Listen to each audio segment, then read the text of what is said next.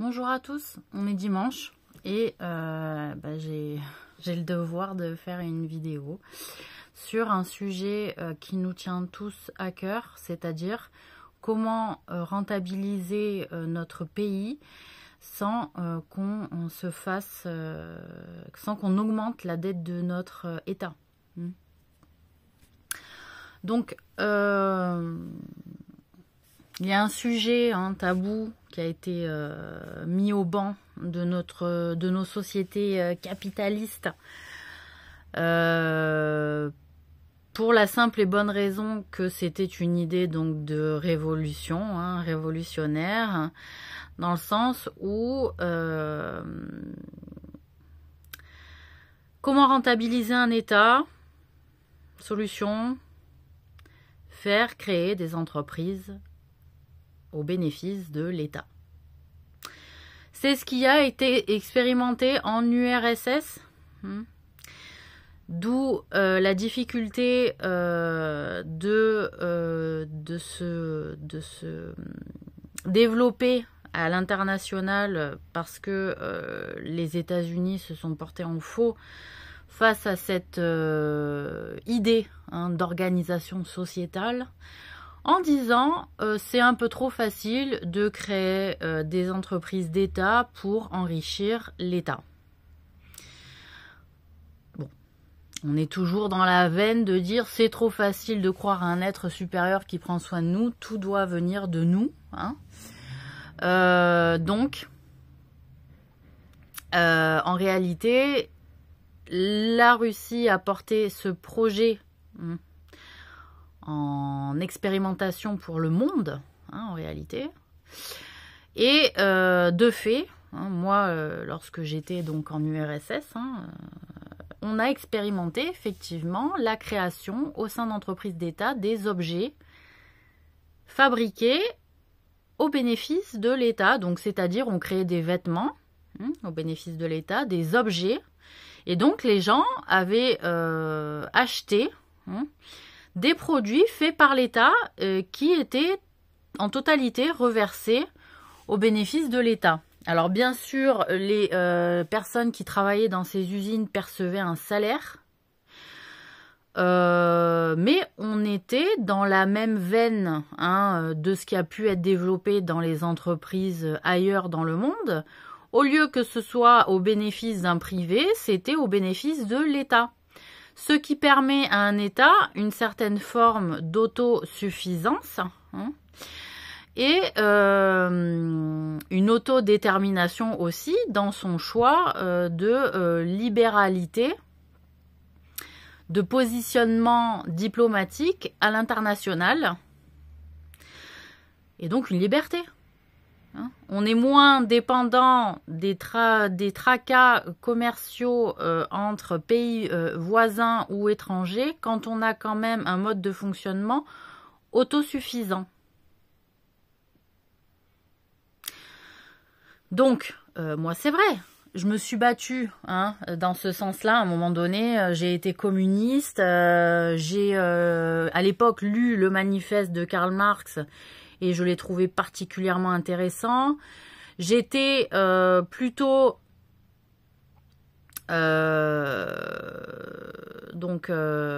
si j'ai été appelée auprès de Staline pour lui prêter main forte, c'est pas pour rien, voilà.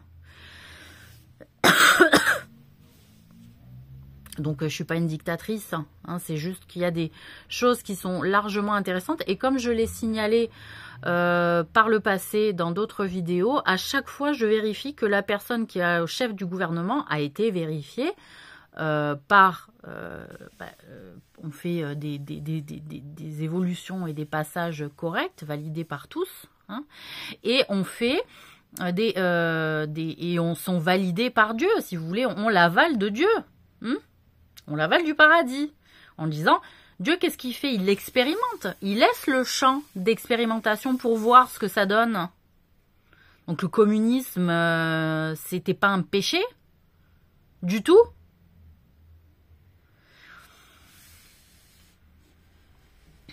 On l'a nommé chasse aux sorcières quand McCarthy il a fait la chasse aux communistes dans le pays aux États-Unis. Mais il a chassé aussi de vraies sorcières. Sachez-le. Peut-être de vraies sorcières communistes, mais de vraies sorcières quand même. D'où aussi sûrement mon soutien pour ce projet. Bon, j'ai soutenu beaucoup de projets de part et d'autre par le monde, mais voilà, c'est parce que on soutient des expérimentations et on voit quel est le modèle le meilleur. Les États-Unis avaient la responsabilité du modèle capitaliste, mais à tendance libérale, parce qu'on peut être capitaliste sans être, je sais pas, sans foi ni loi. On peut avoir des principes. Le capitalisme tel qu'il a été conçu au départ dans les années 50 notamment, il avait encore des principes, il avait encore des valeurs et il n'a pas été non plus un capitalisme, comment on appelle ça, post-libéral qui a mis à mal aussi la réputation et qui a fait faire la faillite de beaucoup de pays qui sont allés voir à l'étranger pour la main-d'œuvre moins chère, mais qui ont aussi comment on appelle ça, qui ont aussi usé du fait des prix bas à l'étranger de la main-d'œuvre. Et donc moi, je suis désolée, les Occidentaux, on peut pas non plus se dire ouais, on est des pays riches, on a le droit de dominer tout le monde parce qu'on est plus riche que les autres. Non, on a fait notre beurre avec la force et les bras de personnes qui n'avaient pas la même organisation sociétale que nous, le même que nous, qui ne se sont pas positionnés dans le monde comme dominants, qui ne se sont pas positionnés comme tortionnaires ou comme génocideurs, puisque voilà, la colonisation, c'est quand même génocider ou maltraiter ou esclavagiser d'autres. Voilà, on a une mentalité, comme je l'ai déjà dénoncé, pas mal belliqueuse. Et de fait, quand on se retrouve face à des groupes qui étaient plus gentils que nous, on les a malmenés. Parce qu'ils avaient des richesses sur le territoire. Ceux qui avaient moins de richesses, on était un peu plus sympathiques en disant bon, c'est cool, mais il n'y a rien à gagner, quoi. Voilà. Donc, voilà aussi pour qu'on continue, moi, à mon avis, à mon humble opinion, qu'on proscrit encore Poutine parce que c'est un témoin aussi de ces époques-là. Et que, pourquoi serait-il interdit de faire des entreprises d'État et laisser le champ libre aussi aux entreprises privées? S'il y a le droit à une concurrence, ben, la concurrence, elle est libre. Donc, du coup, ouais, on pourrait mettre en concurrence des entreprises d'État et des entreprises privées. Parce que quand on voit les bénéfices d'une entreprise privée, on se dit, mince, pourquoi on s'en prive, nous, l'État, plutôt que gérer le trou de la dette par des taxes, par le fait d'augmenter nos annuités de travail, et donc de repousser l'âge de la retraite, de baisser le niveau des retraites.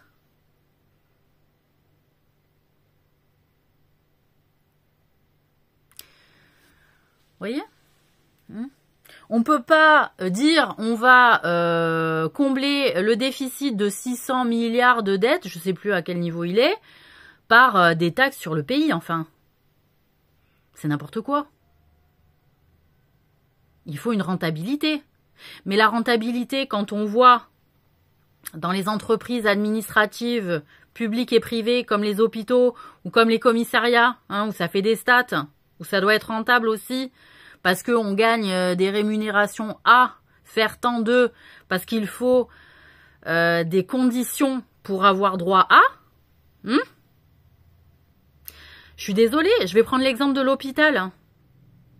Quand on lie le privé au public en disant ouais, vous ferez des économies en mettant le privé au milieu, sauf que le privé il détourne de l'argent public. En tout cas, il a plus de champ libre à le faire.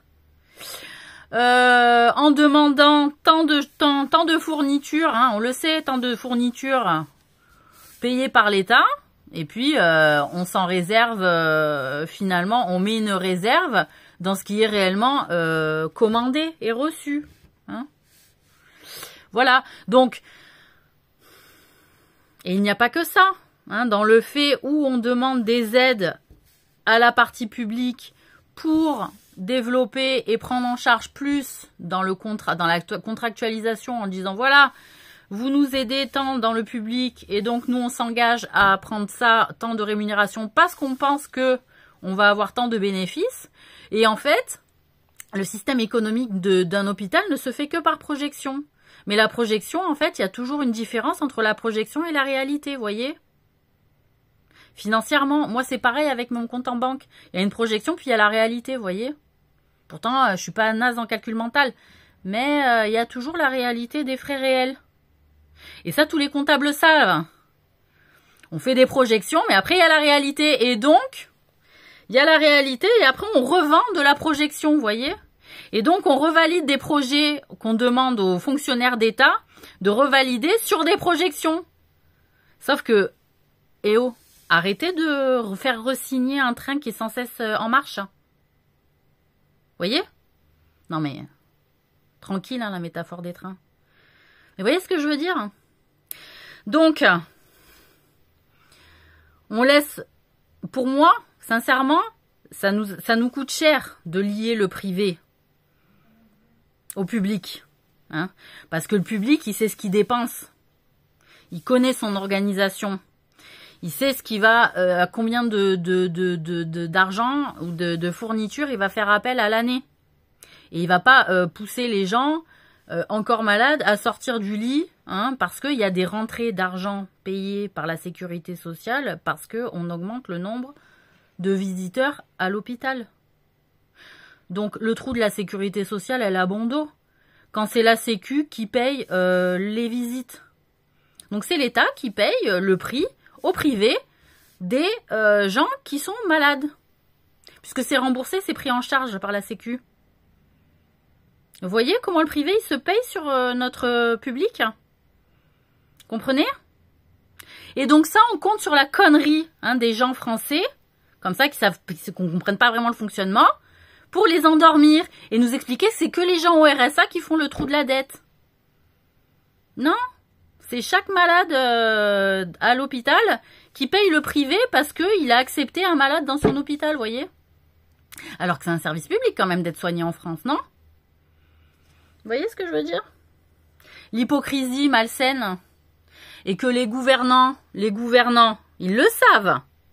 La Cour des comptes, elle le sait. Alors qu'est-ce qu'elle fait? Pourquoi elle retoque pas le privé? Avec moins de financement public, par exemple. Sauf que vous avez pris des hôpitaux publics que vous avez privatisés et que c'était une sécurité pour la population d'avoir un service public d'hôpitaux fiable.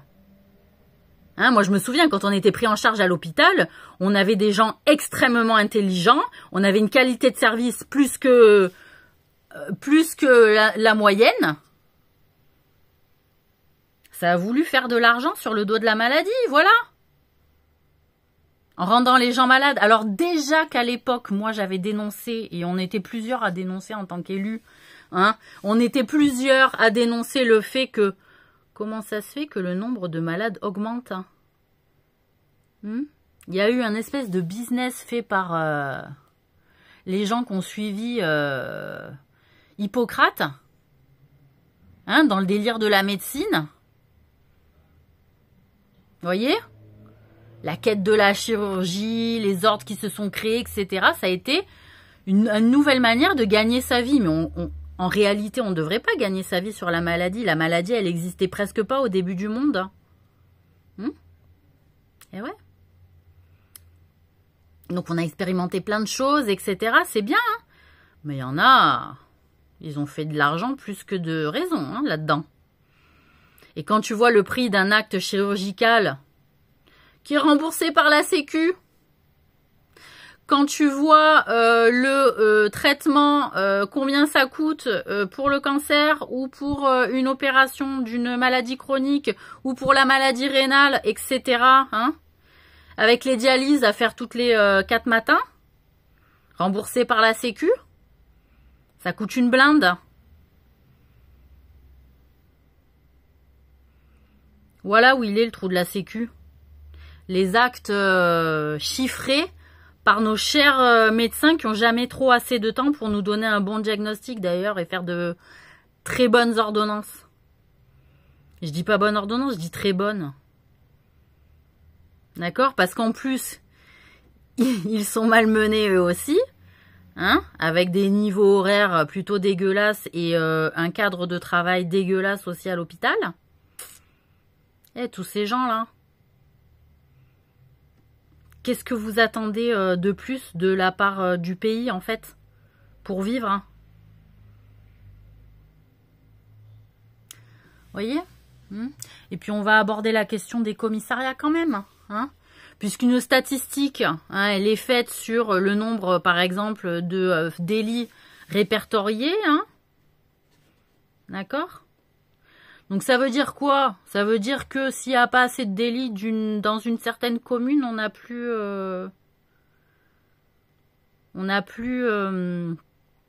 d'investissement de la part du département ou de l'État directement, et que du coup le commissariat va fermer. Ah bah oui. Parce que bah s'il n'y a pas assez de délits, ça sert à rien qu'on paye des gens pour faire la surveillance. Ouais, mais une fois que le commissariat il est plus là, tiens, le nombre de délits augmente, tu vois? Parce qu'il en fallait pas beaucoup, mais il en fallait un peu pour maintenir aussi la sécurité et la paix dans le lieu. Il n'y a pas beaucoup de délits, hein, ben on réduit le nombre de personnel. On se réjouit, hein. Un pays où il n'y a pas besoin vraiment de personnel public qui fasse la sécurité, ça veut dire qu'on peut compter les uns sur les autres et qu'on est dans un pays sûr, hein. Aussi, on n'est pas obligé de créer de la violence juste pour maintenir les commissariats en vie, hein. Vous voyez ce que je veux dire? Non mais, voilà. Donc, j'ai envie de dire, il y a des délits qui sont délits, et puis il y a des délits qui sont de l'ordre du conflit civil.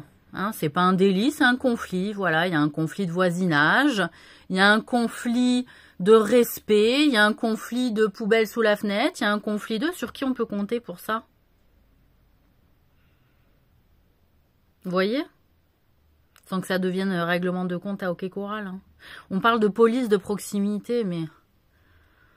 faut savoir, hein, où vous maintenez quelque chose qui s'occupe aussi de ça, et à ce moment-là, c'est considéré comme un fait social de paix, de sécurité pour le pays. Et donc, il y a un maintien parce que ça calme quand même les gens, savoir qu'il y a quelque chose sur place. Ils ne sont pas livrés à eux-mêmes. C'est là où ça part en live aussi. Hein. Ok ? Donc, voilà. Et puis quand il y a des policiers qui sont en mission un peu chaude, un peu bouillante, hein, et qu'on leur explique qu'ils vont rentrer chez eux après la mission bouillante. Moi, je suis pour le fait qu'il y ait quand même des lieux où les personnels publics de notre sécurité française soient protégés dans des lieux de rendez-vous sécurisés, exprès pour le personnel de sécurité de l'État. C'est-à-dire une mise au vert, une mise en sécurité pendant un certain temps, le temps que le soufflet, après l'opération chaude, retombe. Et qu'il ne soit pas mis en danger parce que les gens, ils savent où il habite, on connaît son visage, parce qu'après, ça fait des mutations et des remutations et des remutations. Mais les mecs, ils se passent le mot de ville à ville. Ils sont en danger pour notre sécurité.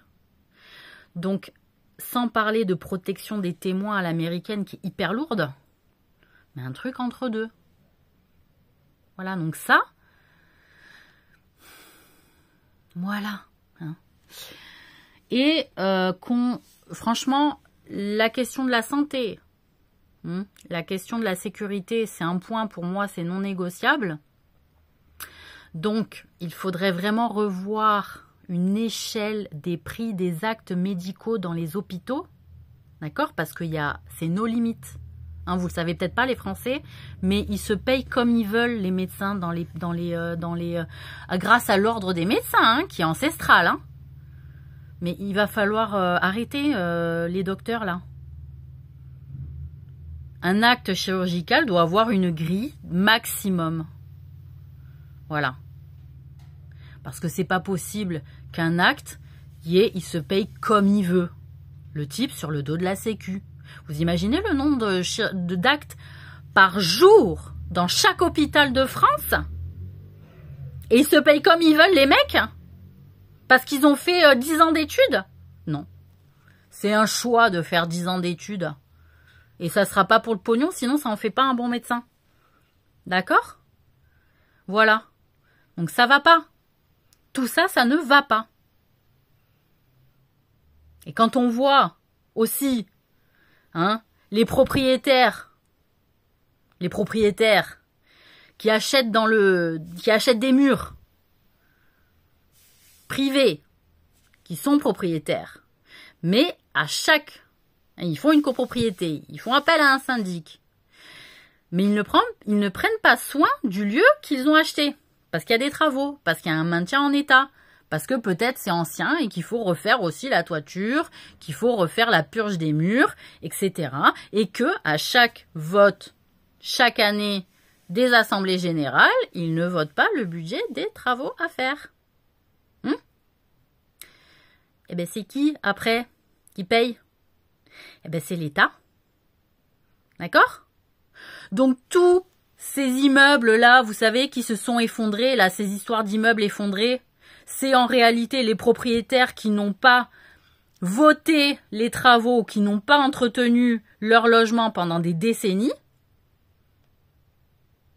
à leurs frais, d'accord? Et après, ils font appel. Ils sont pas enlevés comme propriétaires, attention. Hein. Ils font appel au syndic pour avoir une aide, pour qu'il y ait une demande de fait auprès des personnes de certaines personnes de l'État, pour avoir une aide qui font faire les travaux à nos frais. D'accord? À nos frais. En grande partie à nos frais, à peu près à 70%, 80% à nos frais. Voilà, il leur reste 20% en tant que propriétaire à prendre en charge. Mais ça se chiffre, vous imaginez bien, un petit bâtiment de 3 étages, ça se chiffre à 1 million d'euros. Hein. Voilà, je vous le dis. D'accord? Un ascenseur qui n'est pas remplacé par une copropriété, ça coûte, selon ce que c'est comme ascenseur, 1 million d'euros, pareil. Vous voyez la dette de tous ces gens qui se friment là, qui se gonflent en disant ouais moi je suis propriétaire, j'ai réussi dans ma vie, ah ouais? D'accord. Et donc ça va, tu prends soin de ta propriété, tout va bien. Tu vas pas nous faire casquer derrière quoi. Vous voyez? Voilà.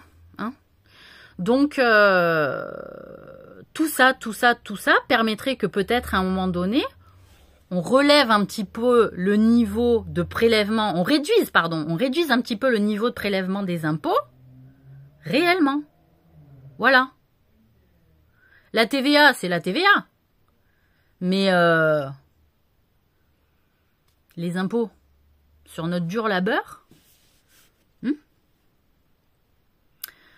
voilà. C'est comme l'histoire des retraités, où leur salaire est quand même diminué, mais leurs frais d'impôt, pas complètement. Vous voyez? Il y a un côté où c'est lourd en France, à porter ce pays. Vous voyez? Et en fait, c'est des gens aussi, pareil, ils ont toujours trouvé le système d'aller voir les avocats pour, pour gruger. Donc je dis pas, mais je dis bon, quelques sociétés d'État, qui vendent des trucs. Quand on voit le bénéfice qu'elles font les entreprises privées à vendre des trucs, je me dis waouh, ça serait quand même pas mal d'avoir dans des rayons de supermarché, entre autres, produits d'État. Voilà. Un peu de fringues, un peu de trucs, vous voyez ce qu'on voit dans l'office du tourisme, voilà, il va y avoir un peu ça, un peu de fringues, un peu de godasses. Voyez? Point barre. Voilà. Et ça se lie au privé. Voilà, et tout le monde est content. Waouh! On sort du tabou. Parce qu'il y a des gens, ils achèteraient les produits d'État pour soutenir l'État, pour soutenir le pays. Aussi. Non, mais c'est tabou. Il y a une guerre. Alors, elle est froide ou chaude, je sais plus. Mais ça commence à devenir très amer, là. Voilà. Donc, d'où mon idée en disant, c'est communiste, et alors? Et alors quoi? Voilà. On prend une bonne idée là, une bonne idée là, une bonne idée là, et après on définit le système, et on le nomme, pourquoi pas? Vous voyez? Le socialisme démocrate, je crois que c'était, je sais plus, mais je crois que Hitler c'était un peu dans cette veine-là. Un peu d'État, un peu de privé, vous voyez? Socialisme démocrate. Il n'y avait pas que de mauvaises choses. Quand on voit là où on est arrivé, franchement, je peux pas dire qu'on soit un exemple dans le bien. Voilà. Donc, c'est toujours pareil. Si des gens sont morts,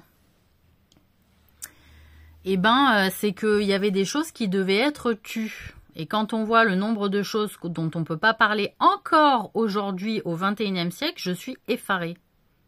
Voilà, je suis effarée avec tout ce qu'on s'est tapé comme labeur depuis le début des temps. Et qu'on soit toujours sous la loi de abrahamique, j'ai envie de dire, eh oh, ça suffit là. Voilà. Bon. Donc, bonne fin de week-end à tout le monde.